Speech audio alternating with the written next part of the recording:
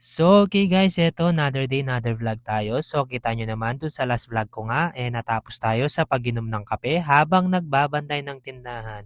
At heto nga, nainip ako, sinubukan ko ng mag-kilo ng bigas para marami tayong stock. At ayun, after nun, inaya ko na si mami na umalis nga kami. Sabi ko sa kanya, dahil nakasarado yung pinagbilhan niya, dito na lang kami bibili kung saan ako nagsu-supermarket para hindi naman masayang yung ano niya, day off niya. So eto guys, kita niyo naman nandito na kami sa supermarket. Yan, kasama ko si mami kong maganda. First of all, syempre, car check. Then after nun, fast break. Yan, delata muna guys para yung mga mabibigat sa baba. Yan, kita niyo naman si Daddy Jepoy. Dumiskarte na naman tayo paano natin ilagay yung camera natin. At eto, swerte talaga ako ngayon. Kasama ko si mami, may nagvi-video sa akin. Yeah.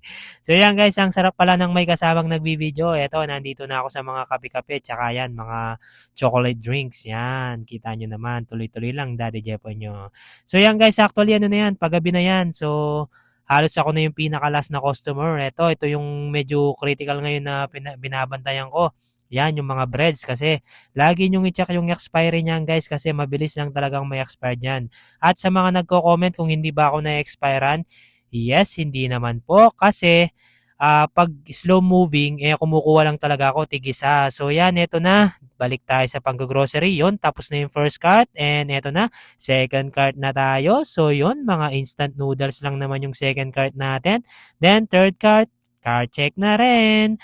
Sa mga ano naman tayo, non-food yan, sabon, tsaka mga diaper, mga napkin. So fast break na tayo guys. Eto kasi nga pasara na sila. Actually, kumukuha pa ako dyan. Tinawagan na ako ni mami.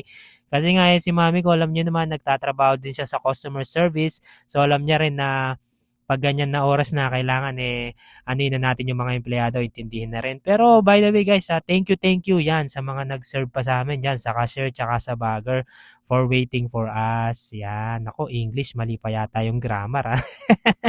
So yan guys, medyo binilisan ko na. Buti na nga lang, andyan talaga si mami ko. Yan. Na-videoan ko tong pagbabayad ko sa cashier. Yan, si ate. Thank you sa talaga sa inyo. Nako, naantay nyo pa ako. Ako na yung last customer talaga dyan. Ito, pagbabayad na tayo, mabilisan lang. Then after nun, to, si pare kong Soy. Yan.